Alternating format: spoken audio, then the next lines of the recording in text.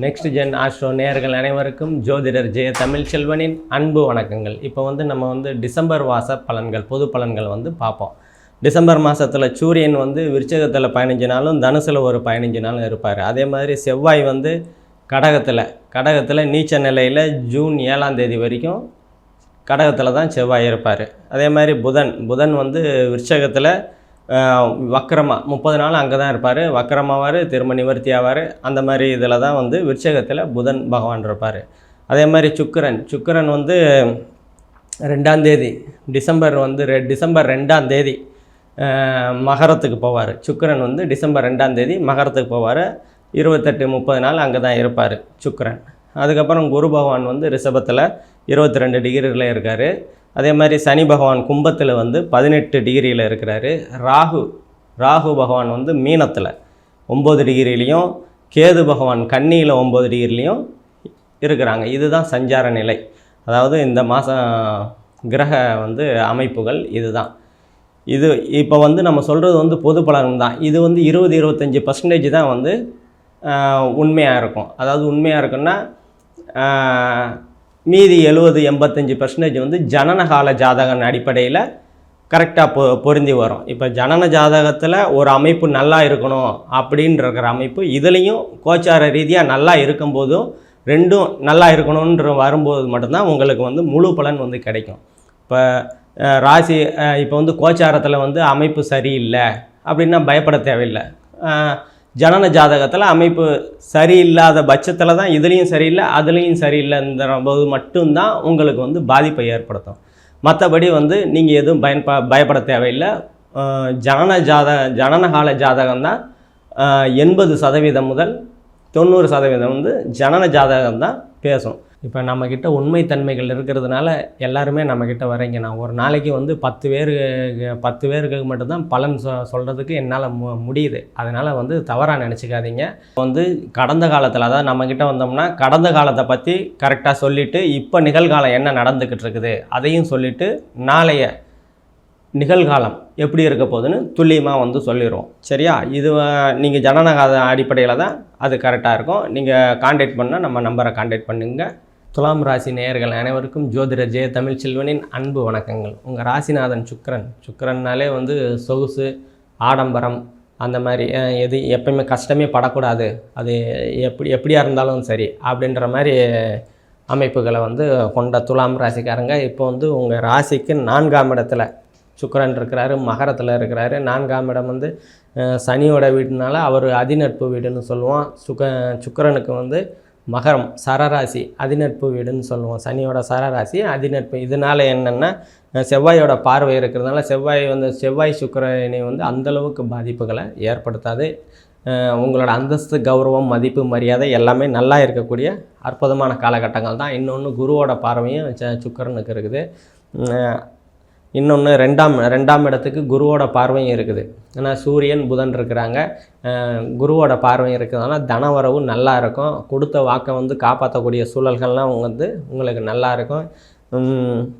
குடும்பத்தில் சிறு பிரச்சனைகள் இருந்தாலும், ஏன்னா சனியோட பார்வையும் அங்கே இருக்கிறதுனால சிறு பிரச்சனைகள் இருந்தாலும் அது குரு பார்வையால் நிவர்த்தி அடையக்கூடிய தன்மைகள் உங்களுக்கு நல்லாவே இருக்குது.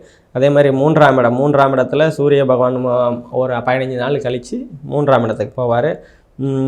சூரியன் அந்தளவுக்கு ஏன்னா குருவோட வீட்டில் இருக்கிறதுனால அந்த பாதிப்பை ஏற்படுத்த மாட்டார். இருந்தாலும் இளைய சகோதரனால் கொஞ்சம் மனக்கசப்பு இருக்கும். அதெல்லாம் நீங்கள் விட்டு கொடுத்து போகிறதுனால உங்களுக்கு சரியாயிடும். எடுத்துக்கொண்ட முயற்சிகள் எல்லாமே பலிதமாகக்கூடிய அற்புதமான காலகட்டங்களாக தான் இது உங்களுக்கு இருக்குது. 4ஆம் இடத்துல சுக்கிரன் இருக்கிறதுனால வீடு, வாகனம் எல்லாமே வாங்கக்கூடிய தன்மைகள்லாம் உங்களுக்கு இந்த மாதத்தில் சூப்பராக இருக்குது. அதே மாதிரி தாயோட அனுகூலங்கள், ஆதாயங்கள், தாய் வழி உறவுகளால் அனுகூலங்கள், ஆதாயங்கள், தாய் மாமன்களால் அனுகூலங்கள், ஆதாயங்கள்லாம் இந்த மாதத்தில் கண்டிப்பாக உங்களுக்கு செயல்படக்கூடிய தன்மைகள் உங்களுக்கு நல்லாவே இருக்குது.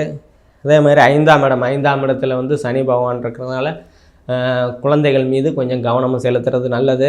இப்போ பெரியவங்களாக இருக்கிறவங்களாம் நம்ம பசங்க நம்மளை கவனிக்க மாட்டேன்றாங்க அப்படின்ற மாதிரி மன வருத்தத்துக்கெல்லாம் ஒரு 2 வருஷமாகவே இருக்குது. அது இன்னொரு 5 மாதங்கள் கழித்து தான் அந்த நிலைகள்லாம் மாறக்கூடிய தன்மைகள் இருக்குது. அதாவது 5ஆம் பாவம் சின்ன பசங்கள்லாம் கொஞ்சம் பார்த்து சூதானமாக வச்சுக்கிறது துலாம் ராசிக்காரங்களுக்கு ஒரு நன்மையை கொடுக்கும். ஏன்னா 5ஆம் மாதத்தில் வந்து பூர்வ புண்ணியம், புத்திர சந்தானம், குலதெய்வம் சொல்லுவோம். அதனால் கொஞ்சம் பார்த்து இருக்கிறது நல்லது. குலதெய்வம் இந்த காலகட்டத்தில் குலதெய்வ வழிபாடு உங்களுக்கு ரொம்ப நன்மையை கொடுக்கும். அதே மாதிரி 6ஆம் இடத்துக்கு ராகு பகவான் இருக்கிறதுனால சனி செவ்வாய் தொடர்பு இல்லாத வரைக்கும் குரு வீட்டில் இருக்கிற ராகும் அந்தளவுக்கு வந்து கெடுதல் பண்ண மாட்டார். வேலைகளில் சிறு தொந்தரவு இருந்தாலும் அது சரியாக நிவர்த்தி ஆகக்கூடிய தன்மைகள் உண்டு. அதே மாதிரி நீர் சம்பந்தமான நோய்கள் நீர் சம்பந்தம், ஏன்னா அது நீர் வீடுங்கிறதுனால நீர் சம்பந்தமான நோய் வந்து விலகக்கூடிய தன்மைகள் உண்டு. 7ஆம் இடம் வந்து சனியோட பார்வை இருக்கிறதுனால கணவன் மனைவிக்கிடையே சிறு பிரச்சனைகள், நண்பர்களிடையே சிறு பிரச்சனைகள்லாம் இருக்கும் தான். அது சரியாகக்கூடிய இன்னொரு 4-5 மாதங்கள் கழித்து சரியாகக்கூடிய தன்மைகள் உங்களுக்கு உண்டு.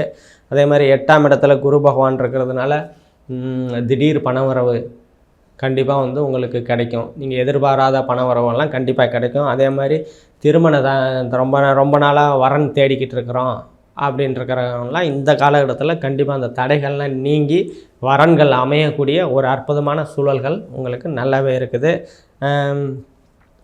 அதே மாதிரி 9ஆம் பாகம் இயல்பாக இருக்கிறதுனால தந்தையால் அனுகூலங்கள், ஆதாயங்கள் நல்லாவே இருக்கும். தந்தை வழி உறவுகளால் அனுகூலங்கள், ஆதாயங்கள் உங்களுக்கு கண்டிப்பாக நல்ல விதமாக கிடைக்கும்.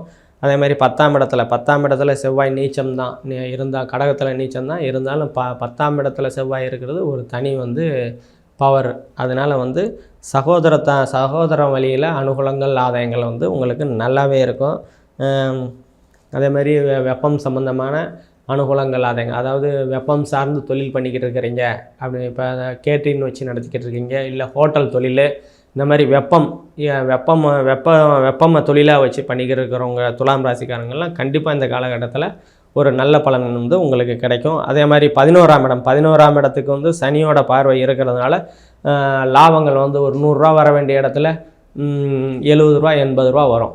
அந்த மாதிரி லாபங்கள் உங்களுக்கு இருக்கும். ஏன்னா சனியோட பார்வை இருக்கிறதுனால அந்த குறைகள் இருக்க தான் செய்யும். அதே மாதிரி 12ஆம் இடத்துல கேது பகவான் இருக்கிறாரு. குருவோட பார்வை இருக்கிறதுனால ஓடிக்கொண்டே இருக்கிறது. ஏற்றுமதி இறக்குமதி தொழில் பண்ணிக்கிட்டு இருக்கிறவங்க, ஓடிக்கொண்டே, அதாவது ஆட்டோ ஓட்டுறவங்க, கார் ஓட்டுறவங்க, விமானம் ஓட்டுறவங்க, அதாவது ஓட்டுநர், அப்புறம் ட்ராவல்ஸ் வச்சு நடத்துகிறவங்க, இதெல்லாம் உங்களுக்கு நல்ல விதமான பலன்களாக தான் இருக்கும். ஏன்னா 12ஆம் இடம் அயனசயன போகஸ்தானம்னு சொல்லுவோம். தூக்கம் வரக்கூடிய ஸ்தானம். இப்போ நல்லா, அதாவது நிம்மதியான ஒரு சூழல்கள் உங்களுக்கு நல்லா இருக்கும். அதே மாதிரி வெளிநாடு போகணும், வெளிநாடு போய் சம்பாதிக்கணும் அப்படின்னு நினச்சிக்கிட்டு இருக்கிற துலா ராசிக்காரங்களாம் இந்த காலகட்டத்தில் கண்டிப்பாக நீங்கள் போய் வரக்கூடிய சூழல்கள் கண்டிப்பாக உண்டு. நம்ம சொன்னது எல்லாமே பொது பலன்கள் தான். துல்லியமான பலன்கள் வேணால் நம்ம நம்பர் கீழே இருக்கும், கான்டாக்ட் பண்ணிக்க. நன்றி, வணக்கம்.